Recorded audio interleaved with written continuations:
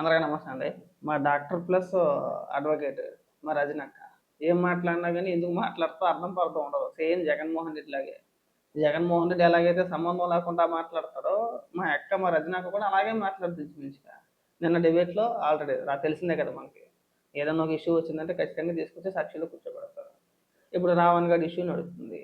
వాడేం మాట్లాడాడు, ఎంత నీచంగా మాట్లాడాడు, హిందూ దేవులను ఉద్దేశించి, లేదంటే హిందూవాదులను ఉద్దేశించి. అది పక్కన పెడితే పవన్ కళ్యాణ్ గారిని ఉద్దేశించి ఎంత దారుణంగా మాట్లాడడం మనం చూసాం. ఆ విషయంలో కేసులు నడుస్తున్నాయి, అరెస్టులు చేస్తున్నారు, బెయిల్ వస్తుంది, మళ్ళీ అరెస్ట్ చేస్తున్నారు. అది కామన్‌గా జరుగుతుంది అది. అయితే దానికి సంబంధించి వీళ్ళు చెప్పే నీతులమాట. ఏమని మాట్లాడతారంటే ఏ ఒక మాట అంటే కందిపోతారా అని నొప్పొచ్చిందా? గతంలో మీరు మాట్లాడలేదా? ఇంకా చాలా మాటలు మాట్లాడుతున్నారు. ఒకసారి ఏమని మాట్లాడుతుందో వినిపిస్తా చూడండి. వీడియో కొద్దిగా లెంత్ ఎక్కువ ఉంటది. రజనీ గారు సోషల్ మీడియా అరెస్టుల పైన గతంలో పవన్ కళ్యాణ్ గారు మాట్లాడినటువంటి మాటల పైన సార్ ముఖ్యంగా ఆయన మాట్లాడిన మాటలు కూటమి ప్రచారంలో డీజే సౌండ్లతో వేసేవాళ్ళు సార్. బహుశా మీకు తెలియదు కానీ మేము ఆ ప్రచారానికి వెళ్లే వాళ్ళం. వెనకాల ఆ డీజే సౌండ్ ఎలా వచ్చిందంటే సన్నాసులారా, ఎదవల్లారా, గుండానా కొడుకులారా అంటూ డీజే డీజే అంటే అదేంటది? మా అన్న చెప్పిన భావోద్వేగంతో ఉండే స్పీచ్లు ఏమి వేయకుండా ఇయ్యేస్తారేంటి? ఈ మాటలేంటి? అదేదో ఫ్లోలో అనిస్తాడే అనుకోండి, దాన్ని రివైండ్ చేసి వేస్తారేంటి? మాకు అర్థమయ్యేది కాదండి. ఇద్దరు ముగ్గురికి నేను అడిగాను కూడా, తెలుగుదేశం నాయకులను అడిగాను. నీకేమన్నా మైండ్ ఉందా అసలు? నీకేమైనా బుర్ర పని చేస్తుందా? పవన్ కళ్యాణ్ గారు మాట్లాడారు. ఎందుకు మాట్లాడారు? పవన్ కళ్యాణ్ గారి కుటుంబ సభ్యుల్ని, వాళ్ళ పిల్లల్ని ఉద్దేశించి దారుణంగా మాట్లాడుతుంటే, ఆ మాట్లాడిన వ్యక్తులు, మాట్లాడిపించిన వ్యక్తుల్ని అక్కడ దాకా ఎందుకు? జగన్మోహన్ రెడ్డి ఎన్నో సందర్భాల్లో మాట్లాడలేదా? పెళ్ళిళ్ళు, పిల్లలు, కార్లు, టైర్లు అని చెప్పేసి ఎన్ని సందర్భాల్లో మాట్లాడారు.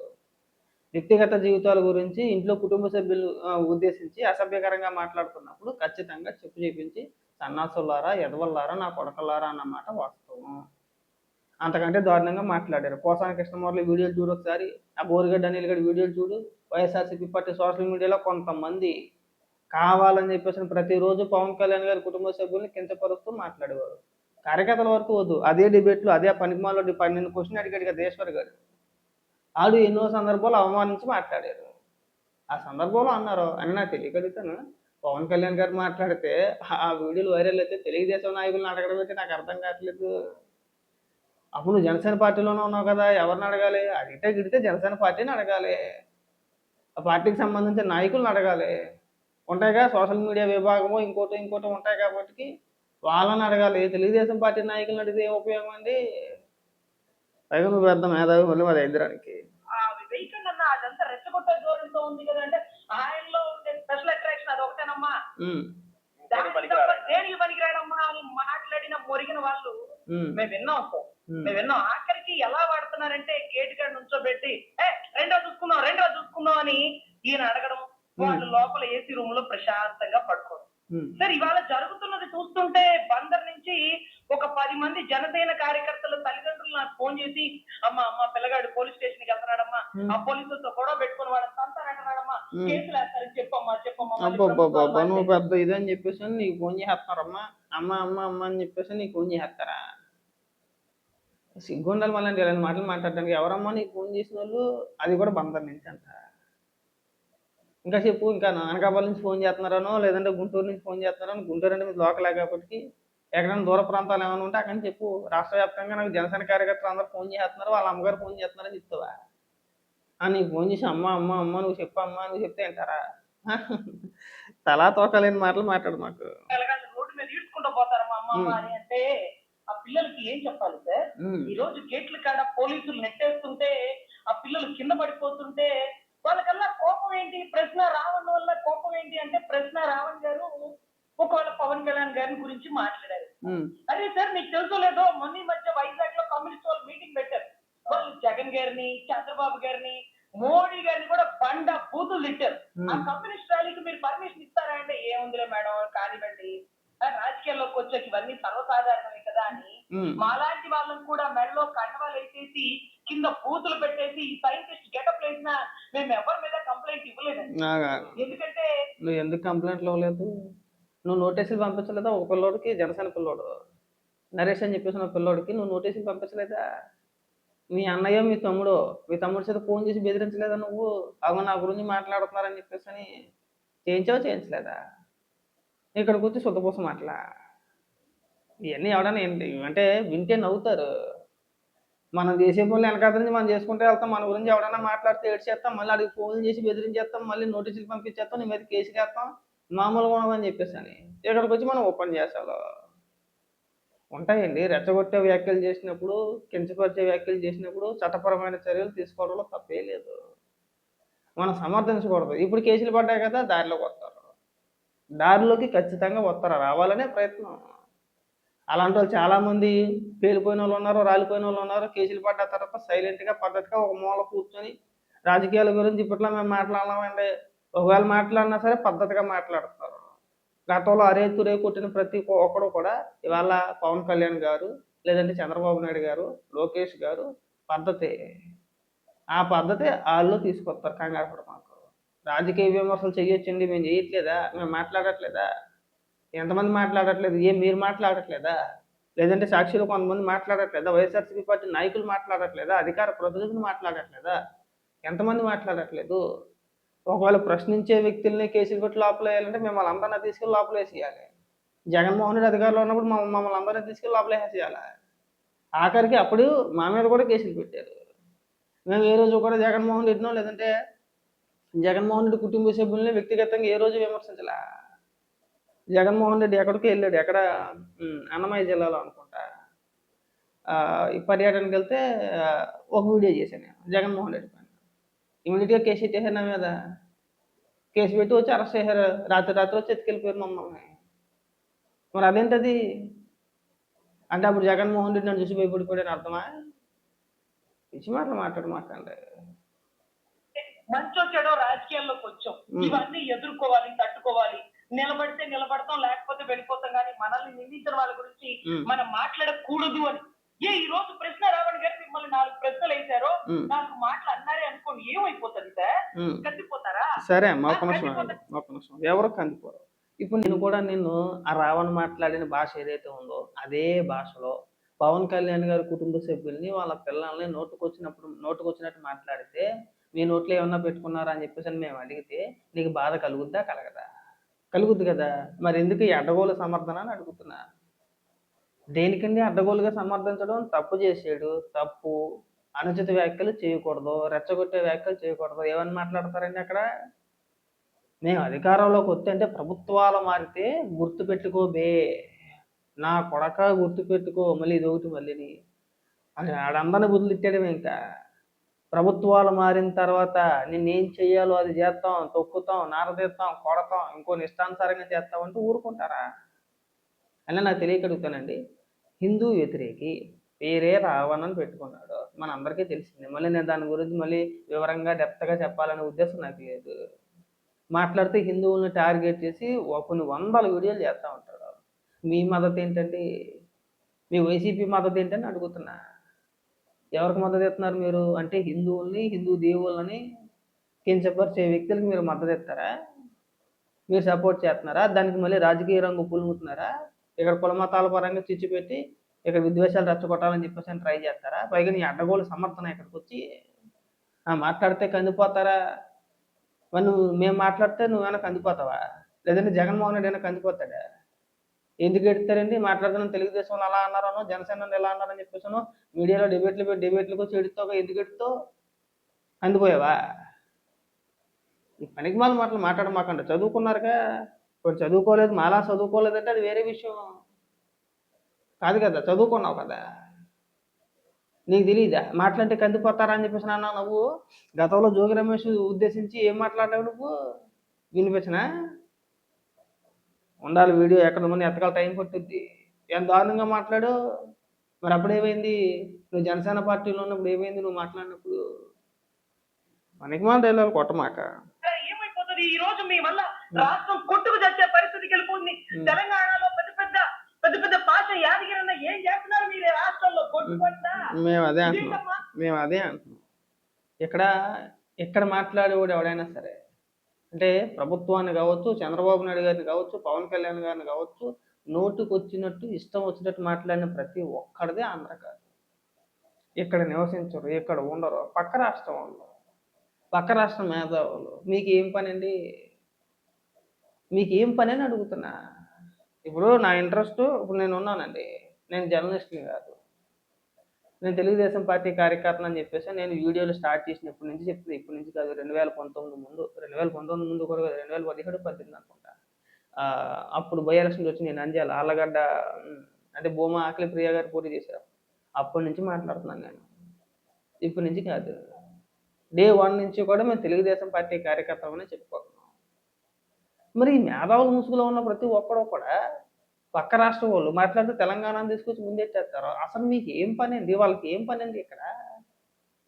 మా రాష్ట్రం గురించి ఏం పని అంటున్నా? అంతా కూడా పెయిడ్ ఆర్టిస్టులు అన్నమాట.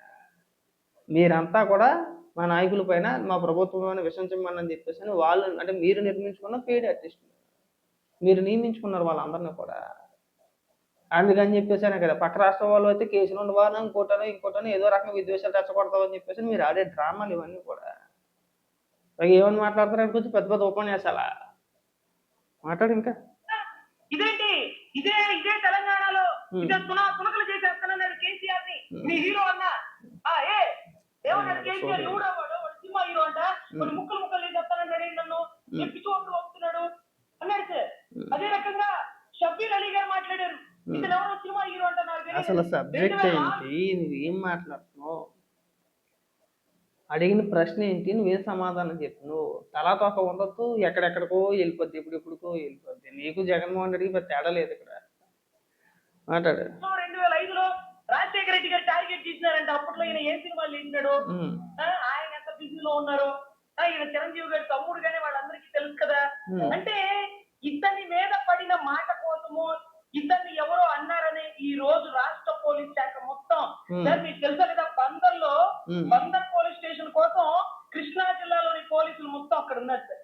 పిఠాపురం పోలీస్ స్టేషన్ కోసం కాకినాడ పోలీసులు మొత్తం అక్కడ ఉన్నారు సార్. వాళ్ళు వెళ్తూ పోలీసులు ఏం కొనుక్కుంటున్నారు తెలుసా సార్? పెయిన్ కిల్లర్ టాబ్లెట్లు కొనుక్కుంటున్నారు. నీకు ఫోన్ చేసి చెప్పారు పోలీసులు, పెయిన్ కిల్లర్ టాబ్లెట్లు కొనుక్కుంటున్నారని చెప్పేసి నీకు ఫోన్ చేసి చెప్పారు. అన్ని టచ్ వద్దనేది, ఈ పనికిమాల మాటలే వద్దనేది. వాడు మాట్లాడిన మాటల పైన ఏదన్నా చెప్పాలనుకుంటే క్లియర్గా చెప్పే ప్రయత్నం చేయి. ఒకవేళ వాడు ఏమైనా మాట్లాడాడు విన్నావు కదా, నువ్వైతే వినుందో నాకు తెలిసి, వింటే నువ్వు ఎలా మాట్లాడవు. వాడు ఎంత దారుణంగా మాట్లాడాడో మేము అందరం విన్నాం. పైగా ఇక్కడికి వచ్చి నీ అడ్డగోడు సమాధానం, క్వశ్చన్ ఒకటి ఆన్సర్ ఒకటి, ఎక్కడెక్కడికో ఇంకా రాజశేఖర రెడ్డి కానించి కేసీఆర్ కానించి గతంలో ఏమని మాట్లాడి ఇంకా ఎన్ని తవ్వుకుంటా సంబంధం లేకుండా ఎటు పడితే అటు మాట్లాడేయడమే, అడ్డగోలుగా మాట్లాడేయడమే. మళ్ళీ మాకు పెద్ద మేధావి, నువ్వు డాక్టర్వే ప్లస్ అడ్వకేట్. ఎందుకంటే ఆ జనాల క్రౌడ్ ని ఆపలేక పెద్ద పెద్దవి వాటి మీద పడిపోయి ఏదైతే మార్కెట్స్ ఆ నొప్పులు తట్టుకోలేక పెయిన్ కిల్లర్లు కొనుక్కుంటున్నారు. ఆ పిల్లలు గోడలు వెళ్ళిపోతున్న వాళ్ళని కర్రలతో కొడుతున్నారు. వాళ్ళు సైన్యం సార్. వాళ్ళకి ఆయన మీద ప్రేమ తప్ప మంచు చెడు తెలియదు సార్. మా అన్నంటారా ఈ విధంగా తయారు చేస్తే వాళ్ళని మన ప్రవచనాలతో, మన ప్రసంగాలతో ఈ విధంగా వాళ్ళని తయారు చేస్తే వాళ్ళ భవిష్యత్తు ఏంటి?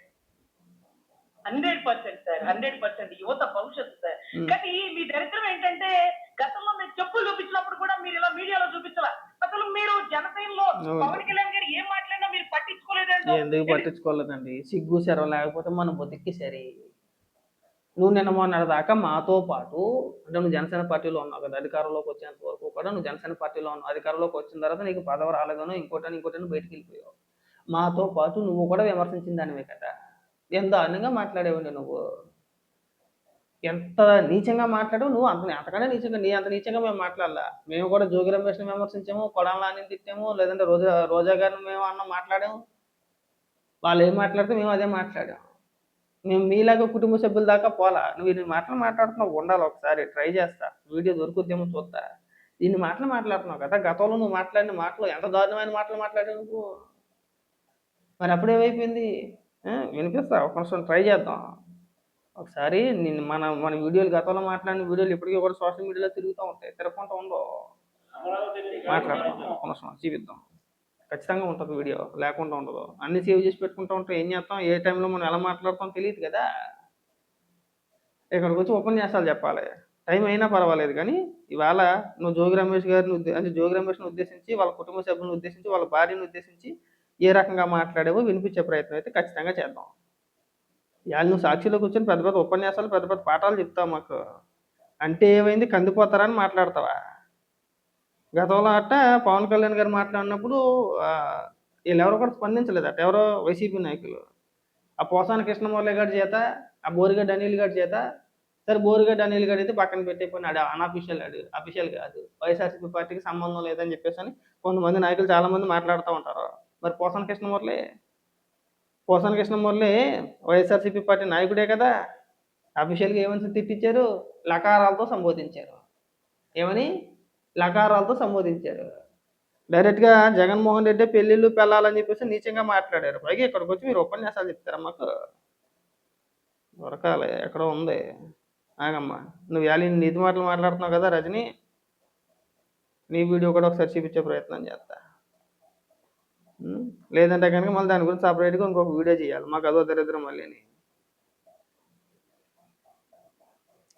ఇలా చెప్పే నీతులు మాట ఇవన్నీ కూడా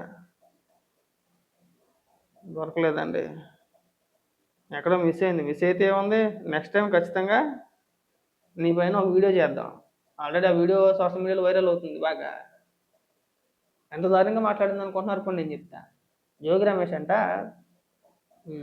ఏదో పవన్ కళ్యాణ్ గారిని ఉద్దేశించి మాట్లాడినప్పుడు ఆ రోజు మేము కూడా జోగి రమేష్ని విమర్శించాం. ముఖ్యమంత్రి సభ అంటే ముఖ్యమంత్రి ఉండగా ఒక సభలో పవన్ కళ్యాణ్ గారిని ఉద్దేశించి కుక్క గిక్క అని చెప్పేసి అనుచిత వ్యాఖ్యలు చేశాడు. ఆ సందర్భంలో రజనీ మాట్లాడితే ఏమని మాట్లాడుతుంటే జోగి రమేష్ భార్య గారిని, అంటే జోగి రమేష్ వాళ్ళ ఆవిడని ఉద్దేశించి, జోగి రమేష్ అంటే డ్రైవర్ని కాపులను పెట్టుకున్నాడంట. ఆ డ్రైవరు జోగి రమేష్ వాళ్ళ ఆవిడని కిలికాడంట. అందుకని చెప్పేసి జోగి రమేష్కి కోపం అని చెప్పేసి ఎంత నిజంగా మాట్లాడింది అనుకుంటున్నారు. వీడియో లేదు, దొరకలేదు. దొరికితే కనుక ఖచ్చితంగా వినిపిద్దు. మరి ఎందుకు మాట్లాడు నువ్వు? ఆ రోజు నువ్వెందుకు మాట్లాడేవా అంటున్నా. ఇవాళ వచ్చి ఎందుకు నీతులు చెప్తున్నావు మాకు ఇక్కడ? ఇవాళ వచ్చి నువ్వు మాకు ఎందుకు నీతులు చెప్తున్నావు అని అడుగుతున్నా. తెలుసు, అందరికీ తెలుసు. ఈ పనికిమాల డైలాగులు కొట్టడం మానేస్తే బాగుంటుంది. మనం సమర్థించడంలో తప్పులేదు, కానీ గుడ్డిగా సమర్థించదు. ఏదైనా విధి విధానాల గురించి ఏదైనా మాట్లాడితే దానిపైన ఏదైనా కేసులు పడితే ఖచ్చితంగా ఆయన ఏం మాట్లాడాడండి అని చెప్పేసి అనొచ్చు. అక్కడ కావాలని చెప్పేసి ప్రీ ప్లాన్డ్గా రెచ్చగొట్టి కావాలనే మాట్లాడారు వాళ్ళు, హిందువుల్ని టార్గెట్ చేసుకుంటారు. మీరు హిందువుల్ని టార్గెట్ చేసిన వ్యక్తులు, హిందువుల్ని దూషించే వ్యక్తులు మీరు మద్దతు ఇస్తున్నారు. జనాలు చూస్తారు, జనాలు తేల్చుకుంటారు ఏదనేది. మీరు కావాలని చెప్పేసి కొంతమందిని అడ్డం పెట్టుకొని కొంతమందిని ఉసుగొల్పి హిందువులను తిట్టిస్తున్నారా? ఈ నీచ రాజకీయాలు మాకు తెలియవా? చూద్దాం ఏం జరుగుతుందో, తొందరపడమాకండి. ఎవడు తప్పు చేసాడు, ఎవడు ఒప్పు చేసాడు, ఎవడు ఎలా మాట్లాడుతున్నారు అనేది అందరికీ తెలిసిందే.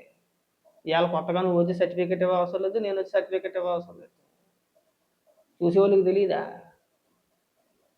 మనం వచ్చి మాట్లాడితే తప్పే ఉంది. నేను కూడా నేను అనేస్తాను అప్పుడు ఏడమాకు, సిగ్గుపడితే బాగుంటుంది ఎక్కడైనా.